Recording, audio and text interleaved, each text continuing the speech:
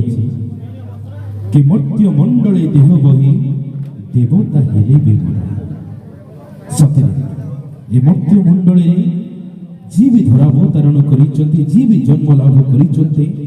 तांकर मृत्यु सुनिश्चित हेले तथापि कहते सी अमर किए जे सी अमर ना अमर होछि सी भागवतरे पदे अछि मले जारो नाम थाए संसार मध्यरे अमर देवता सी मानव लोक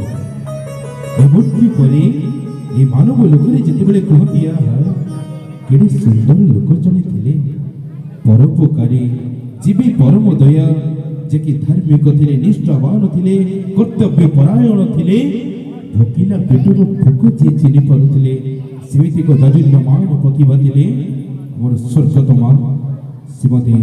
डाळिंब अनिन्य ये नामर प्रतिभा अतुलनीय शब्दर अर्थ कहते ना आज्ञा फूलठू कोमल जन्मठू शीतल ताकल ममता ना ताको छुई पानी हुए गंगा जल भंगा घर को भी करे से देउल मधुठू मधुरता ना सी होची मो मां सत्य ये मार शब्द इति प्रचंड इति गभीर अकलनीय अतुलनीय मो मार सुंदर भावरे पल्ली कवि नंद किशोर बड़ गोटे पंक्ति रखिथिले जे पक्षरु रकत निगाड़ी आमको मनीष करिछि जी पक्षरु रकत निगाड़ी आमको मनीष करिछि जी मां ठारु बड़ धर्मकारिणी संसार रे अबाकी आज बेहेरा परिवार रे बाबा डाक सुबिबो भाई डाक सुबिबो जेजे डाक सुबिबो दीदी डाक सुबिबो कका दादी बड़ापा बड़बा केते डाक सुबिबो हेले घर आज गोटे डाक लिखिजिबो मां से गभीरतम नाम होची मां हम जितबे मां डाके दियंती ना गया दुईटी अक्षर हम सामने को आसी जाए मो आ मां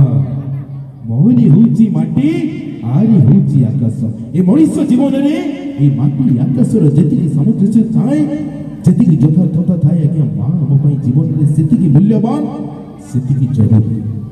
नहीं कि आज्ञा मां रो जदि गुणवान करिबे आज्ञा राति अभाव हबो दिन मध्य अभाव सुंदर भावरे पिलेटी पचारुचिता मां को मालो ए मां तू कहनी मो केते बेले तो कांधरे मक्का लगे सोईची मते केते बेले पर्यंत तू सतेरे तो कांधरे पसे की रखिबू मां मोर सुपाहिस दी कहला धन रे भलो कथाटी पचारिलु मु तते केते बेले पर्यंत कांधरे सुईबी ना जे पर्यंत मते चारी कांधरे मते श्मशान को न नै जिवे ना से पर्यंत मु तते कांधरे सुईबी घरे जेते लोक थांतु ना कहि कि जेते जे थांतु हेले घरे जदि मो मां नाही ना से घरटा खाली खाली सुना सुना लागे ई होची मो मां सुंदर भावरे पिलाटे कहूचे कि मां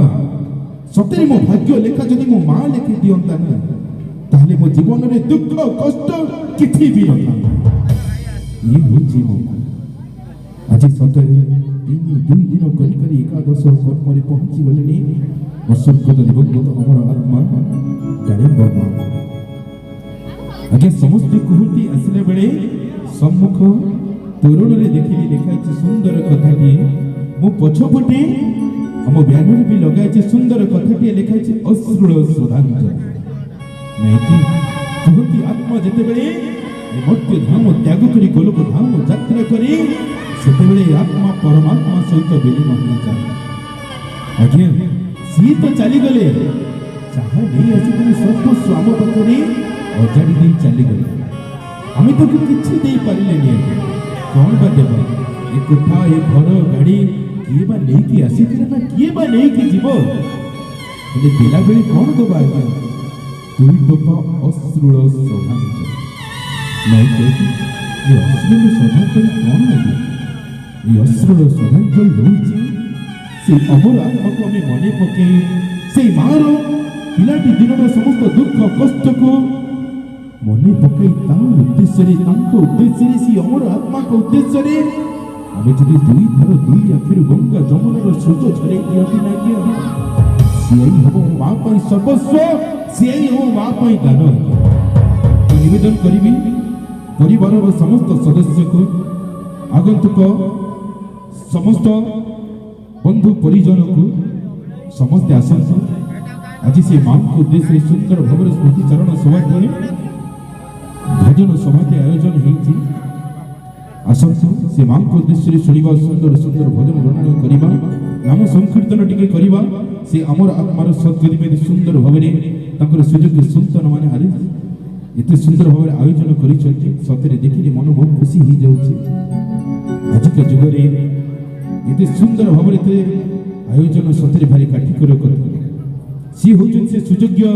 ମାତାର ସୁଯୋଗ୍ୟ ସନ୍ତାନ, ଯେ କେତେ ସୁନ୍ଦର ଭାବରେ ଭାବର ମଞ୍ଚଟି ଭୋଗ ଦେଇଛନ୍ତି।